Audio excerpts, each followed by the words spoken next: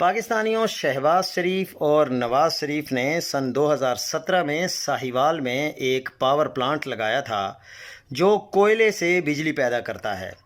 اس وقت بھی کہا گیا تھا کہ یہ تباہی کا منصوبہ ہے، لیکن فیتے کاٹنے کا اور تصویریں بنانے کے شوق میں عوام کو برباد کر دیا گیا۔ ساہیوال کے ہسپتالوں میں 47% مریض بڑھ گئے ہیں۔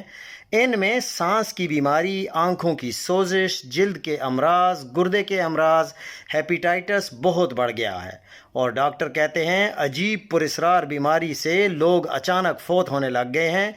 زیر زمین پانی جو 68 فٹ پر ملتا تھا اب 172 فٹ پر چلا گیا ہے۔